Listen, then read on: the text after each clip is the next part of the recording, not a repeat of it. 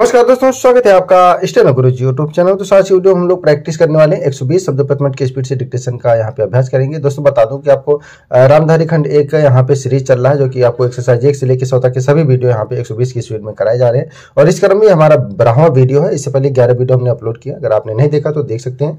Video पसंद आए तो लाइक कर देना, चैनल पर पहली बार आए तो सब्सक्राइब करके नोटिफिकेशन बेल आ रखना, जिससे इंपॉर्टेंट वीडियो आपसे मिस ना हो। तो ज्यादा समय न लेते चलिए स्टार्ट करते हैं। रेडी, 5 सेकेंड, 120 की स्पीड में होगा। स्टार्ट। उपाध्यक्ष महोदय, इसमें कोई संदेह नहीं है, लेकिन कई स्थानों पर देखा गया है कि काफी काम हो रहा है, जबकि कुछ को इतनी उपेक्षा की दृष्टि से देखा जाता है कि वहां काम न होने के कारण वे इलाके विकास की दृष्टि से पीछे रह जाते हैं। मैं उत्तर प्रदेश का उदाहरण आपके सामने रखना चाहता हूँ। वहाँ पर चाहे उद्योग धंधों की योजना हो या किसी अन्य विकास के विषय में हो, दूसरे राज्यों की तुलना में वहाँ बहुत कम काम हो रहा है और वह पिछड़ता ही चला जा रहा है। माननीय अध्यक्ष महोदय, इस विधेयक के संबंध में इस सदन के इधर के बैठने वाले लोगों ने और उधर के बैठने वाले लोगों ने बहुत सी बातें कही हैं। जैसा कि यह विधेयक है, इसको अभी प्रवर समिति के सामने विचार के लिए जाना है और वहां से विचार होने के बाद यह इस सदन के सम्मुख फिर से विचार के लिए प्रस्तुत किया जाएगा। तब माननीय सदस्यों को पूरे तरीके से यह अधिकार होगा कि जहां तक इसके अनुबंधों का संबंध है उसमें परिवर्तन कर सकते हैं या उनको हटा सकते हैं। कल से जो बातें हो रही हैं वह सब नोट की गई हैं और मैंने बहुत सी बातों को सुना है। प्रवर समिति में उन सब बातों पर विचार किया जाएगा। बहुत से माननीय सदस्यों ने इस तरह की बातें कही हैं, वह बहुत आवश्यक मालूम हुई है और जैसा कि मैंने कहा है कि उन पर विचार किया जाएगा।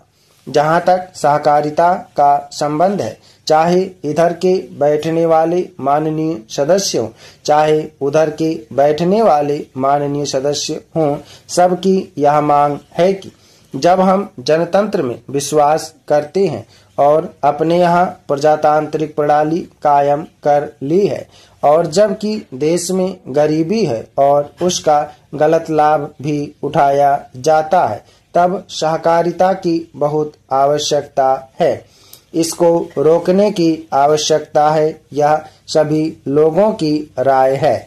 जहाँ तक इस सहकारी विधेयक का संबंध है, बहुत से माननीय सदस्यों ने बहुत सी बातें इसके संबंध में कही हैं। मैं सब बातों का विवरण में तो उत्तर नहीं दे सकता हूँ, लेकिन मैं थोड़े में खास बातों का उत्तर देने की कोशिश करूँगा।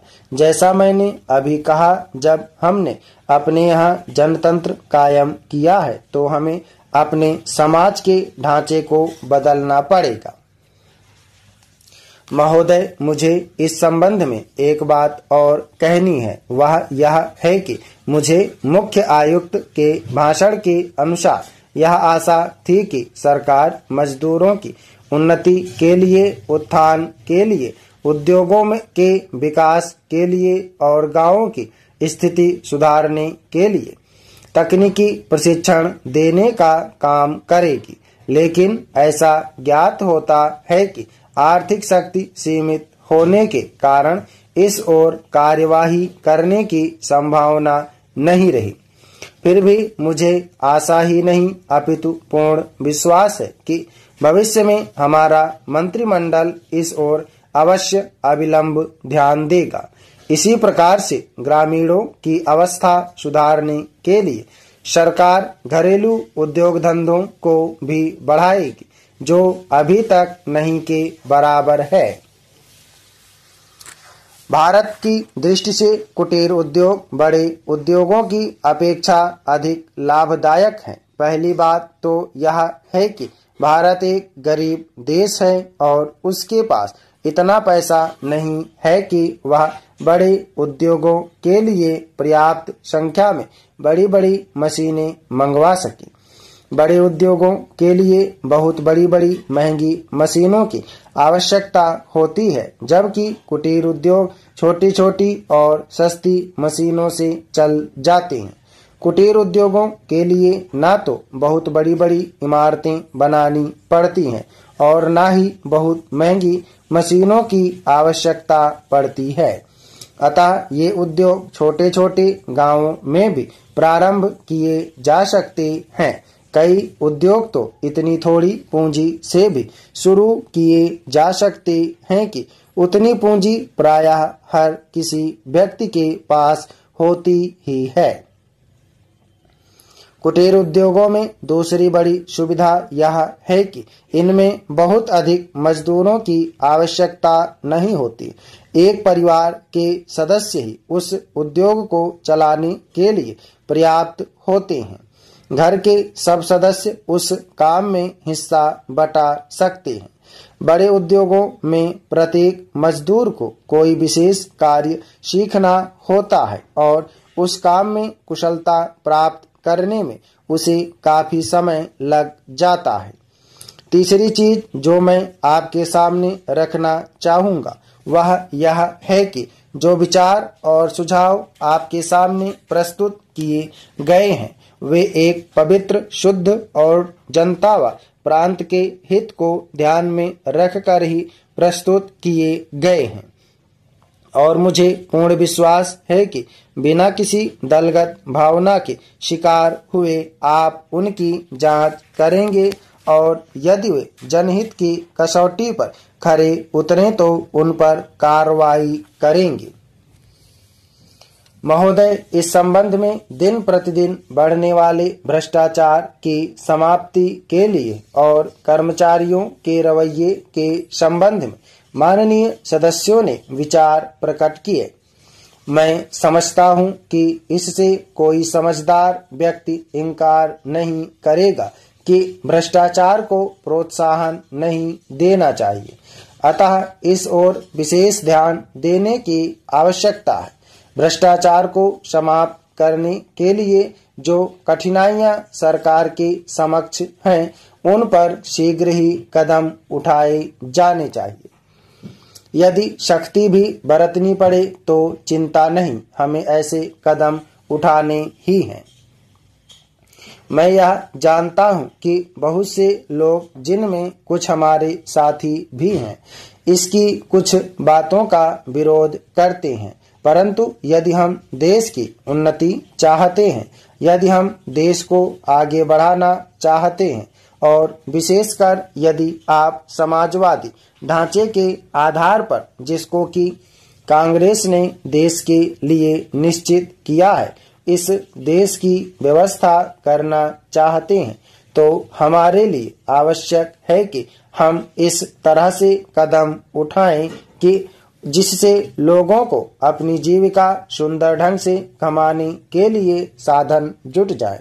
वास्तव में यह सरकार जिसने यह साहसपूर्ण कार्य किया है, इस कार्य के लिए सबसे अधिक बधाई की पात्र है।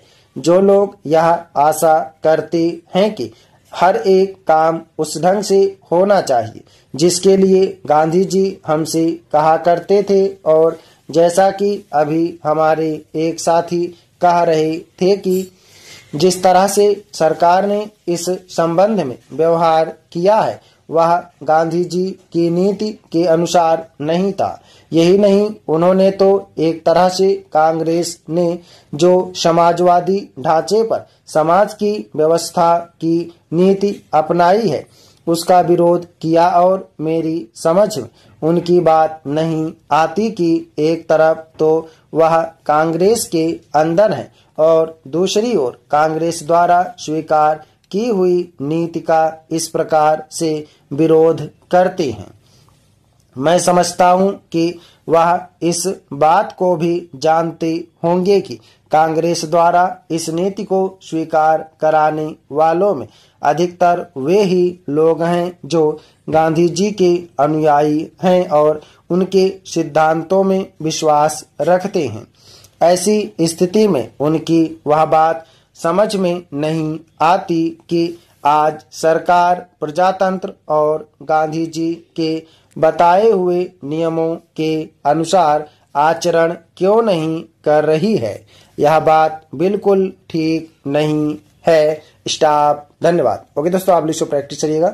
सभी लोग मैटर को प्रैक्टिस करें। एक बारी में छूटेगा तो 2 बारी 3 बारी लिखेंगे। लिखने के बाद उसको रीडिंग करेंगे और लिखते समय मन में नहीं दोहराना है, आपको सुनना है और लिखते जाना है। ठीक है, कोई नया शब्द आए जहां पे आपको हाथ रुक जाए ना बने तो उस शब्द को छोड़ के आगे बढ़ जाना है। ठीक है, वहां एक ही शब्द छूटेगा, एक गलती होगी, पता चला उसको बनाने के चक्कर में आगे के 3 शब्द और छोड़ने तो 3 गलतियां हो जाएंगी। तो इस बात को ध्यान रखिएगा। सभी लोग प्रैक्टिस करें 120 शब्द प्रति मिनट की स्पीड से। उम्मीद है कि दोस्तों वीडियो आपको पसंद आया होगा, तो वीडियो को लाइक कर देना और अगर अभी तक आपने हमारे चैनल को सब्सक्राइब नहीं किया तो प्लीज़ सब्सक्राइब करके नोटिफिकेशन बेल ऑन करना। और दोस्तों अगर आप डेली डिस्कशन चाहते हैं तो आप चाहें तो चैनल का मेंबरशिप ले सकते हैं या हमारे पेड ग्रुप को ज्वाइन कर सकते हैं। अधिक जानकारी के लिए आप हमें मेल कर सकते हैं। हमारी मेल ID है studyforstenographer@gmail.com। अपना बहुमूल्य सुझाव हमें कमेंट बॉक्स में जरूर देना। वीडियो को पूरा देखने के लिए बहुत बहुत धन्यवाद। Thanks for watching. जय हिंद, जय भारत।